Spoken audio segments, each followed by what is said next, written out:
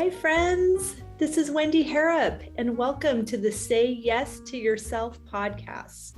On the Say Yes to Yourself podcast, you'll hear stories from women just like us who are adding the practice of saying yes in their daily lives in big and small ways, and as a result, are experiencing the truth that everybody wins when you say yes to yourself. Saying yes to yourself is a graceful unfolding, an intentional becoming of the very best version of you. It is my hope that in these conversations, we are able to find our truth and be inspired and empowered to live our very best lives. I'm so excited to go on this journey with you, and I look forward to finding a bit of our own story in each other's. Hi, friends. Welcome back to the podcast. Today, I am thrilled to introduce you to my friend, Lindsey Tierney. She is an indie hospitality and restaurant marketing executive. She has over 10 years of experience in food and beverage industry. She is the mother of two vibrant young ladies, a wife, and the quote unquote wacky friend. She is wildly inspired by nature, gardening, and tasty food. And oh my gosh, this conversation was so fun. I know her professionally. She's the marketing director for Nan's Rustic Market, which is in Stowe, which is a neighboring town of mine, and actually in the building that was formerly a bed and breakfast. And that's the only other property in the area that I looked at to purchase. So it was between what is now Nan's Rustic Market and the Phineas Wright House, and you know which one won. But I just think it's fascinating to see what came into that other space, and knowing that that was exactly the right spot for that group of people, and that knowing that this spot is exactly the right one for me. It's just beautiful when you can see how all of that comes together for good. So I know her in that professional sense. So it was really fun to talk to her about what brings her joy when she's not at work. And she is remarkably creative and resourceful. And she just shares some of the things that she's discovered and her passion to make art out of everyday items. So I'm really thrilled for you to hear this fun conversation, and hoping that it strikes a creative chord in you as well. Sit back and relax and enjoy the latest episode with my friend Lindsey. Lindsey Tierney, I am so happy to see your beautiful face, and I am so excited about our conversation in whichever direction it goes. Thank you so much for being here. Thank you so much for having me. It's such a pleasure. It's so fun. So I'm going to start us off with the question that I ask all of my guests, and that is, how are you saying yes to yourself in this season? In this season, I am saying yes by creating. Ooh, say more. So I found that with the work that I've been doing for the past, 10 or so years, even longer, I've been creating a lot, but it's been, for work, for which I've been blessed that it also kind of fits with things I'm very passionate about, which is food and drink and hospitality. But I've been finding myself needing to recharge and to recharge my creative. I've found myself creating with more art. So I've been doing more painting and creating my own paints. And how do you do that? I do botanical paints. So I make paints with things that I forage or find, or flowers that are like spent, or sometimes there'll be food scraps. That was actually what got me started, was avocado pits. So okay. My mind is totally blown. I had no idea that that was a thing, or that you did it. So how I felt like that was what I might talk to you about. I was like, I don't know. We'll see. It's so fun. See, I love how these conversations go. Okay, so I'm not going to say a normal person. I'm going to say a person that is just about their regular kitchen daily lives, removes the pit from the avocado. I don't even put it in the compost bin because it doesn't compost quickly enough with my compost system. So I put that in the trash, but you saw it and thought, I think there's something more here. Yes. I was Tell like, me how that went. well, I started researching food waste, and that's actually what started my kind of overall passion for this was both food waste and flower waste. And a lot of it was just conversations around like, being in the kitchen and having these little luxuries, right? So like an avocado is not inexpensive. It's Correct. $2, sometimes even more. And I look at those things as little luxuries, and how can I get the maximize it and get the most out of it and create something beautiful, whether that be using all of the item, so like your root to leaf cooking, or your whatever nose to tail, or how can I take something from that item and create something different. So I looked up the avocado pits and the skins, just to see what were other uses for it. And it was like dye, like making natural dye. Wow. Clothing and things like that. So what you do is you take a few of and I can actually send you some little tips and recipes. Oh, please. Like. Yeah, that'd be great. We'll link it in the show notes. Yeah, I think that could be really fun. But you take a few of, the avocado pits and put them in some water, and let them steep and boil down, and you'll see that they create this beautiful pink color. And you can dye cotton or any natural fiber with it. So cotton, silk, anything like that. And then through that, I started experimenting with other types of plant material and food. So certain plants will hold the color better. And one that I had found while I was out on a walk with my family was black walnut shells. And Okay. it was getting close to fall, and I found them kind of all scattered on the ground. They looked so interesting to me, and I picked them all up, and I was like, wow, these are really, really dark brown. I bet I could do something with them. And I foraged them, and then did the same thing by heating them through with water. And I actually dyed a really pretty fisherman sweater with them, and it was Oh my gosh. on it, it was thrifted. So it had like these little tiny stains on them, and I was like, how can I make this better, and give it more life, and bring it back to life? And now every time I wear it, I think of that walk that I went on with my family. So it was this little moment of bringing me kind of back there, which is also really special to me too. You are magic. Oh my gosh. I already loved you so much for just the beautiful work that you do, and just the way that you celebrate your clients through your social media Story. status. You're so good at it. It's so engaging. It's so what you do for your clients is really amazing. And I know sometimes when we're doing things that come really naturally to us, we're like, oh no, it's not a big deal. But you can look at the following of your clients compared to the following of other people that are up to good things. And the difference is you have a gift, and you are not a one-trick pony. Look at you. You can also like find these, you're so creative, and the way that you look at the world is so inviting and beautiful and expansive. And and it's all true.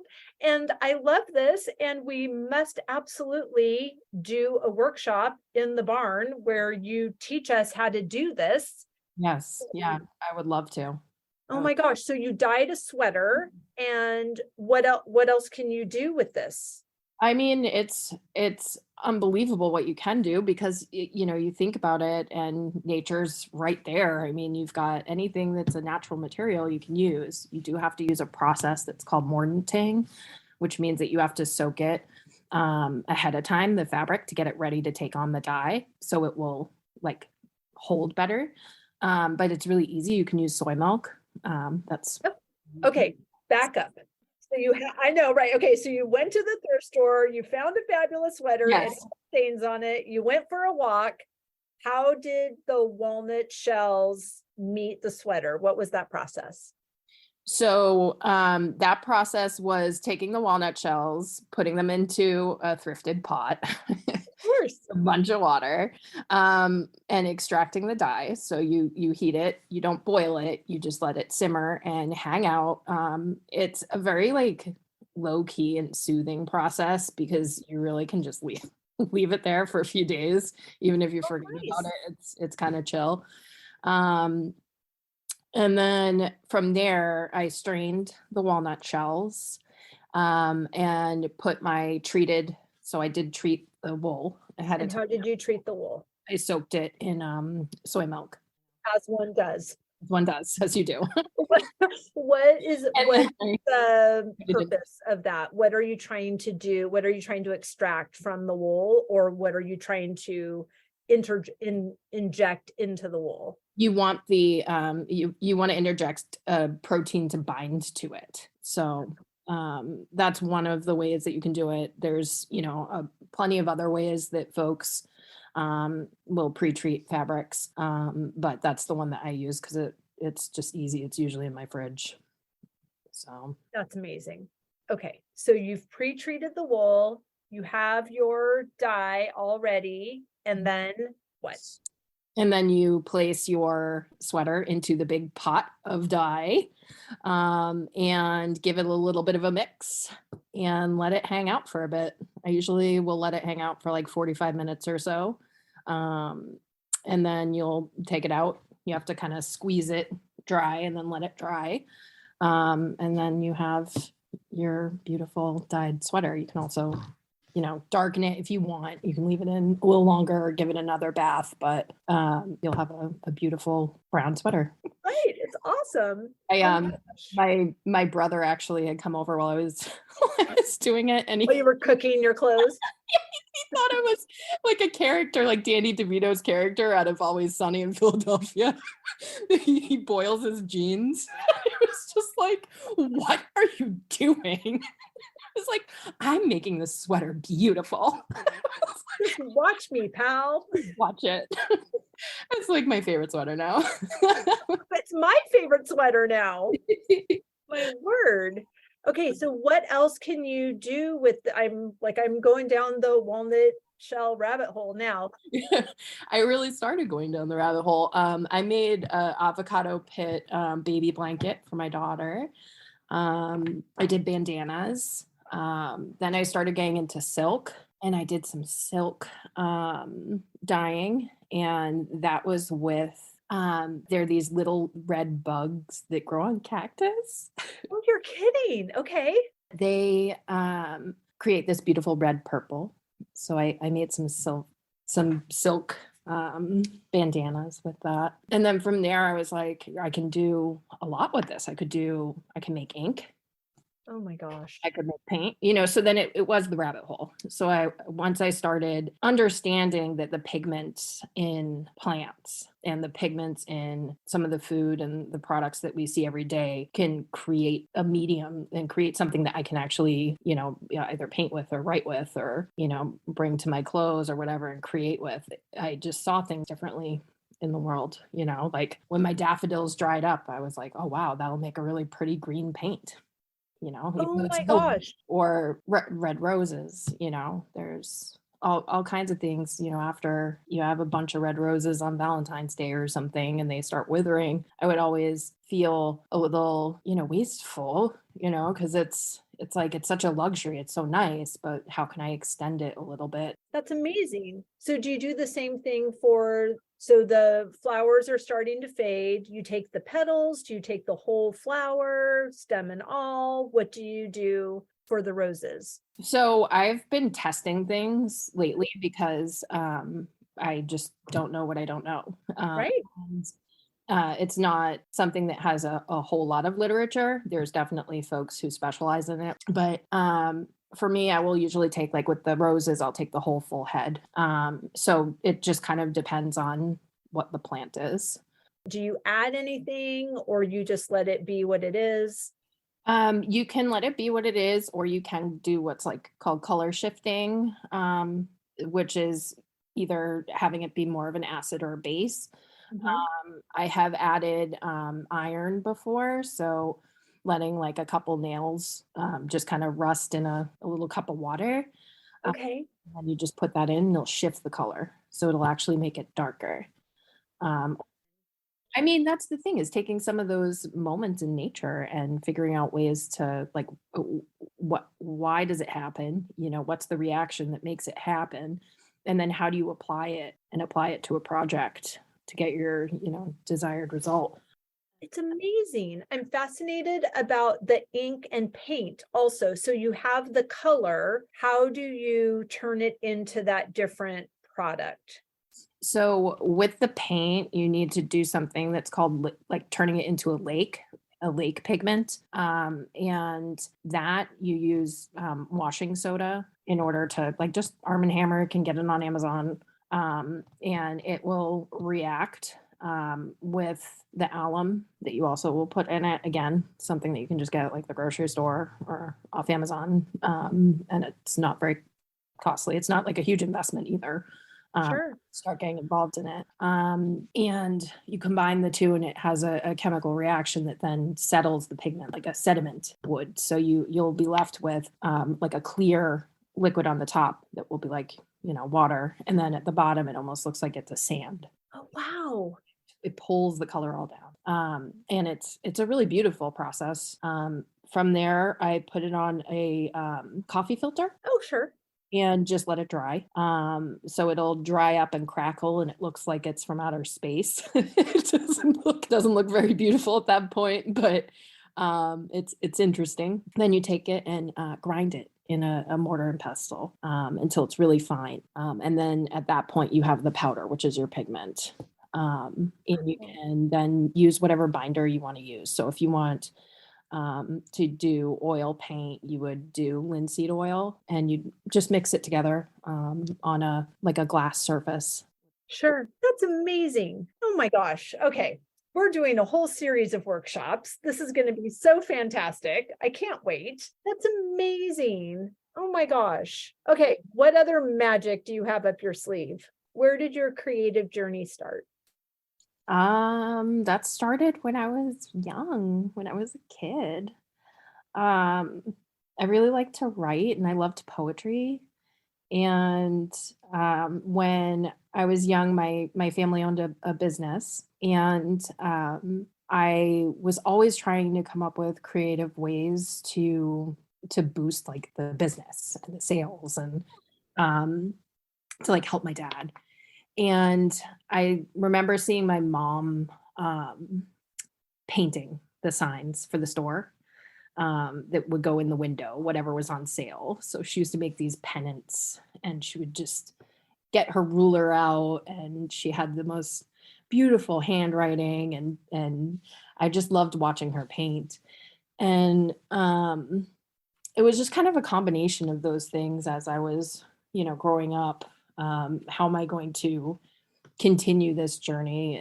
And each season of life obviously brought me kind of somewhere a little bit different, but right now I'm in a place where I feel like that's kind of going back to my roots of writing Mm, and painting and being inspired by indie businesses. So I love that. I love that you're getting to do this while you are young. So many of my friends and of women that listen to this podcast, like we're at the point where like, all right, I'm tired of doing it everybody else's way.